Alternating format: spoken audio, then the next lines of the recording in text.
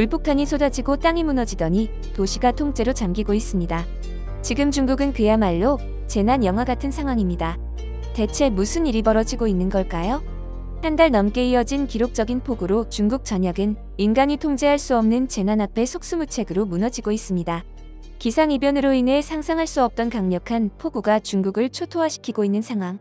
로이터 통신은 북쪽의 수도 베이징부터 남쪽의 광둥성, 홍콩에 이르기까지 폭우로 인한 피해가 도시 전체를 마비시키고 수백만 명의 삶을 파괴하고 있다고 보도했습니다.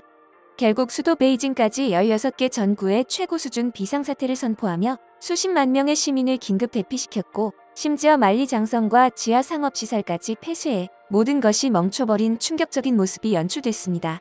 도시는 순식간에 무너졌습니다. 경보가 울리기 도전에 도로는 물에 잠기고 신호등은 꺼졌으며 거대한 도시 전체가 단 몇 시간 만에 마비되고 말았습니다. 사람들은 달아날 틈조차 없었습니다.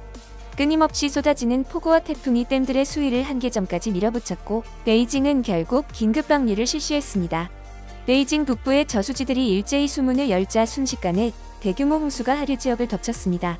제방은 무너지고 다리는 붕괴되었으며 수십 킬로미터에 달하는 국도는 흔적도 없이 사라져버렸습니다.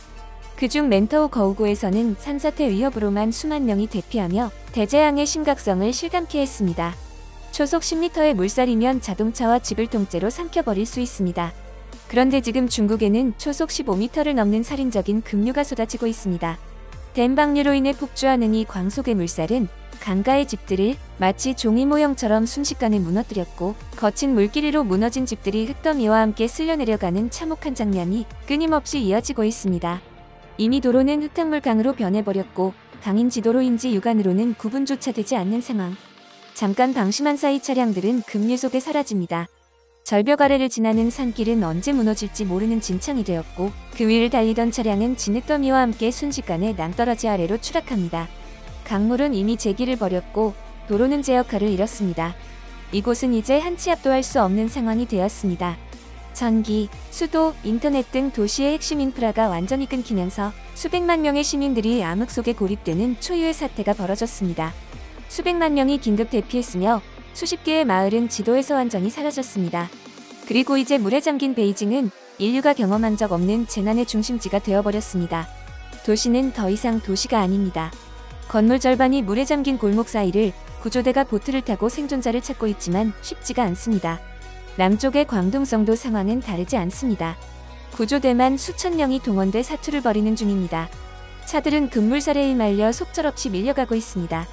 마치 장난감 자동차처럼 물 위로 떠오른 차량들은 눈 깜짝할 사이 물속으로 사라졌고 사람들은 그저 바라볼 수밖에 없었습니다.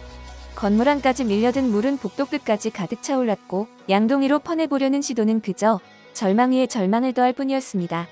강과 하천은 폭포가 되었고 파괴의 물살로변의 모든 것을 삼켜버릴 듯 달려들고 있습니다.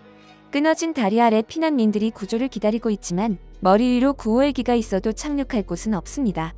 물이 지하주차장 전체에 차올라 가까스로 지상에 도착했지만 거기서 기다리고 있는 건 또 물뿐입니다.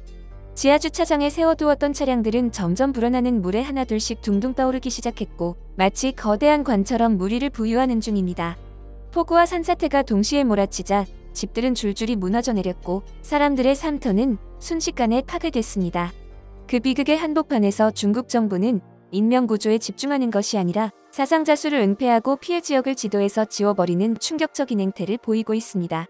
이런 사실이 알려지자 중국인들은 정부를 원망하며 분노했지만 잘잘못을 따지기가 어려울 정도입니다. 중국인들의 시민의식 부족은 이번 참사의 한복판에서 더욱 뚜렷하게 드러나고 있는데요.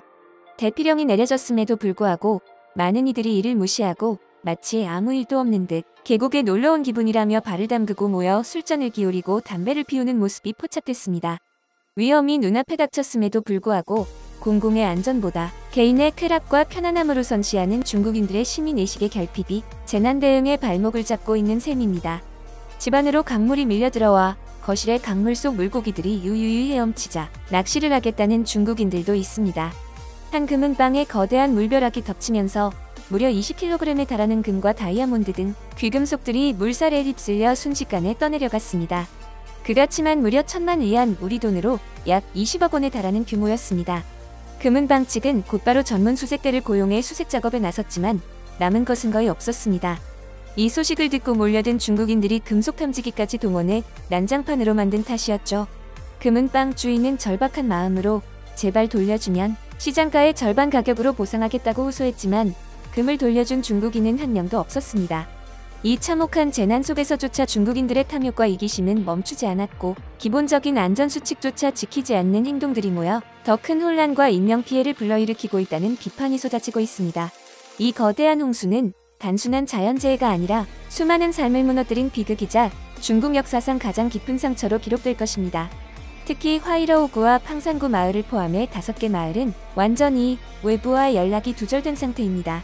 그 가운데 한 고립된 마을 여성의 마지막 영상이 SNS에 올라와 큰 충격을 줬습니다. 마을 내 수백 명이 전혀 피난하지 못했으며 주민들이 연거푸 물에 휩쓸려 갔다고 흐느끼는 그녀의 목소리는 참담한 현실을 여과 없이 드러냈습니다. 그런데도 중국 당국은 사태 수습보다는 사태 축소에 더욱 매달리고 있습니다. SNS에서는 관련 게시물이 검열당하고 고립된 마을들에 대한 언급은 철저히 금지되어 있으며 현지 기자들조차도 이 문제에 대해 거론하지 않고 있습니다. 이러한 상황 속에서 피해 규모가 은폐되고 있다는 의혹은 더욱 커질 수밖에 없는데요. 진실이 감춰진 그늘 속에서 수많은 사람들이 아직도 목숨을 건 사투를 벌이고 있지만 악몽은 아직 끝나지 않았습니다. 중국 기상당국은 8월 중 2-3개의 태풍이 추가로 중국을 강타할 가능성이 있다고 경고하고 있습니다.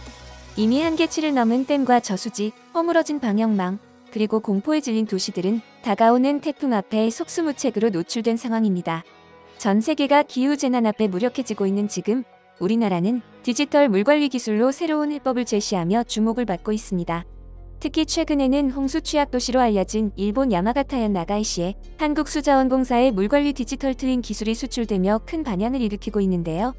디지털 트윈 물관리 기술은 실제 하천과 댐, 강우 상황을 가상 공간에 실시간으로 복제해 홍수 예측, 댐 운영, 범람 위험 분석 등 복잡한 물관리 판단을 빠르고 정확하게 지원하는 기술입니다. 드론으로 수해 취약 지역을 정밀 촬영하고 촬영 영상을 바탕으로 침수 예측 시뮬레이션을 수행해 카메라와 수위 센서, 기상 정보가 디지털 트윈에 통합되어 실시간 분석을 통해 현장 상황을 단 몇 초 만에 시각화하고 지자체는 신속하게 대피 경보나 댐 방류 여부 등을 결정할 수 있도록 합니다.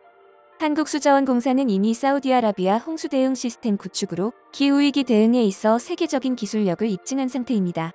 그리고 이번 일본 나가이시 사례는 한국형 물관리 기술이 재난 대응의 글로벌 모범 사례로 주목받고 있음을 보여줍니다.